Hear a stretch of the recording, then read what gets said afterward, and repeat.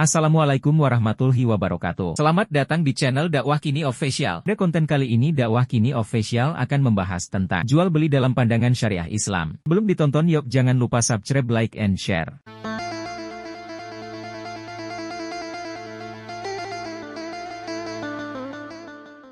Macam-macam jual beli yang dilarang dalam Islam. Jual beli yang dilarang dalam Islam merupakan suatu konsep yang mendalam dan penting untuk dipahami bagi seluruh muslim dalam menjalankan perniagaan. Islam dengan jelas melarang semua transaksi bisnis yang dapat menyebabkan eksploitasi dan ketidakadilan, dalam bentuk apapun kepada salah satu pihak dalam kontrak.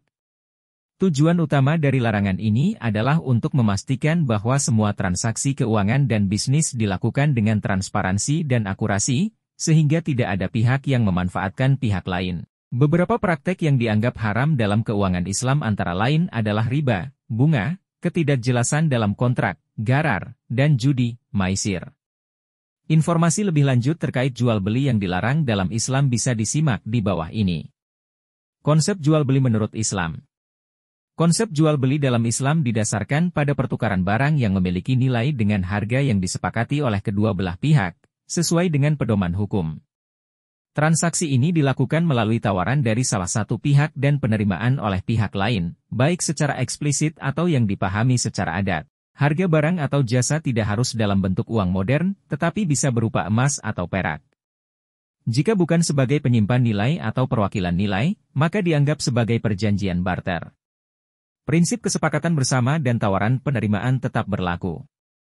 Selain itu, dalam bertransaksi, seorang muslim harus jujur dan adil.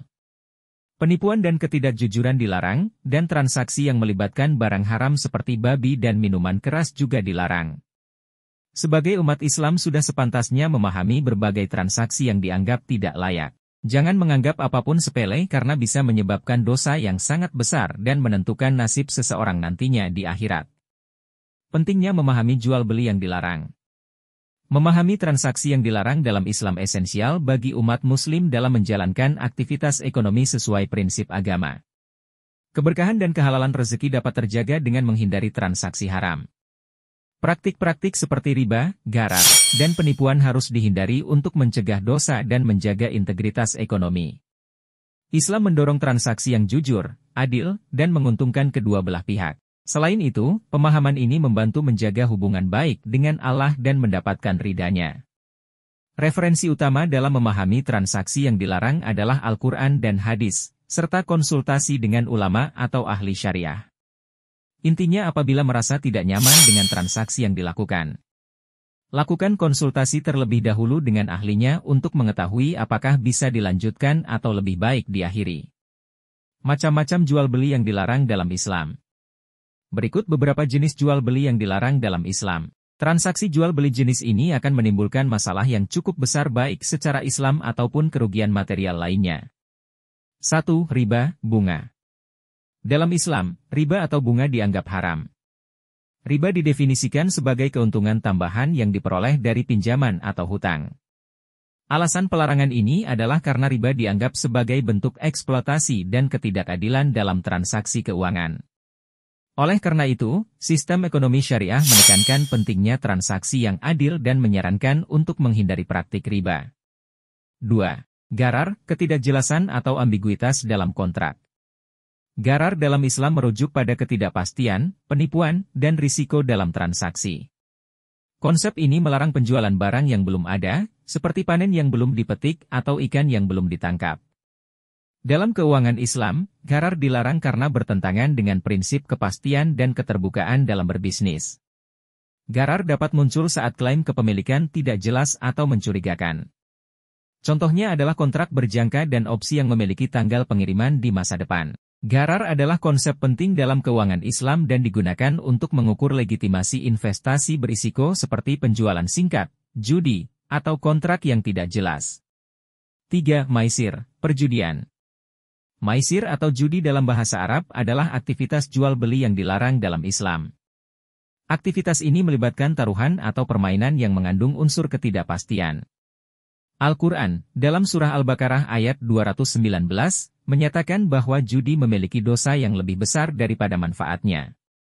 Dalam surah Al-Maidah ayat 90-91, Allah menjelaskan bahwa maisir adalah perbuatan setan yang bertujuan untuk mengalihkan orang mukmin dari mengingat Allah dan menjalankan ibadah. Setan memperindah judi sehingga orang tergoda, yang kemudian dapat menimbulkan permusuhan dan kebencian di antara mereka. Oleh karena itu, judi dianggap haram dan dilarang dalam Islam. 4. Tahdiid, ancaman. Dalam Islam, tahdiid atau ancaman dalam transaksi dilarang. Transaksi yang melibatkan ancaman atau paksaan menghilangkan unsur kesukarlaan dan keadilan, yang merupakan prinsip dasar dalam perdagangan Islam. Islam menekankan pentingnya kejujuran, transparansi, dan kesepakatan bersama dalam setiap transaksi. Ancaman dapat mengakibatkan salah satu pihak merasa tertekan untuk menerima kondisi yang tidak adil atau merugikan. Oleh karena itu, untuk memastikan bahwa setiap transaksi dilakukan dengan penuh kesadaran dan tanpa paksaan, Islam melarang praktek tahdiid dalam jual beli. 5. Galat, kesalahan. Dalam Islam, galat merujuk pada kesalahan dalam transaksi. Kesalahan ini dapat berupa ketidaksesuaian informasi, ketidaktahuan, atau ketidakpastian yang dapat merugikan salah satu pihak. Selain itu, transaksi yang melibatkan barang haram seperti alkohol dan daging babi juga dianggap sebagai kesalahan. Oleh karena itu, bagi umat Muslim sangat penting untuk memastikan bahwa setiap transaksi yang dilakukan sesuai dengan prinsip syariah dan terbebas dari kesalahan. 6. Zulm, ketidakadilan. Dalam transaksi keuangan Islam, ada unsur-unsur yang dilarang karena dapat menyebabkan eksploitasi dan ketidakadilan. Islam menekankan transparansi, akurasi, dan pengungkapan informasi penting dalam setiap transaksi agar tidak ada pihak yang dirugikan.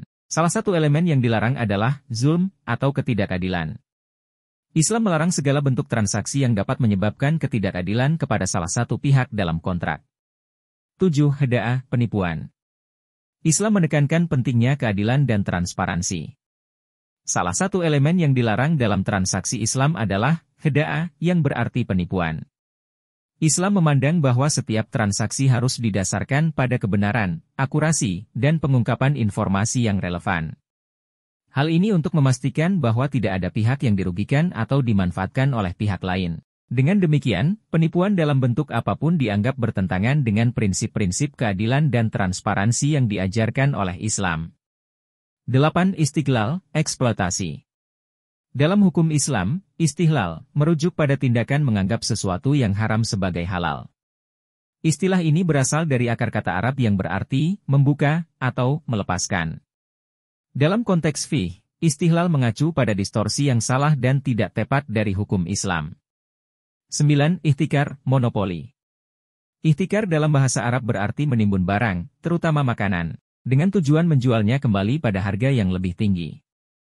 Hal ini dilakukan dengan cara membeli barang saat harganya tinggi, namun tidak menjualnya segera, melainkan menimbunnya untuk dijual kembali pada harga yang lebih tinggi di kemudian hari. Praktek ini dianggap merugikan masyarakat karena dapat mengakibatkan kelangkaan barang dan kenaikan harga. Oleh karena itu, Islam melarang praktek monopoli, terutama pada barang-barang kebutuhan pokok, untuk menjaga kesejahteraan dan keadilan ekonomi.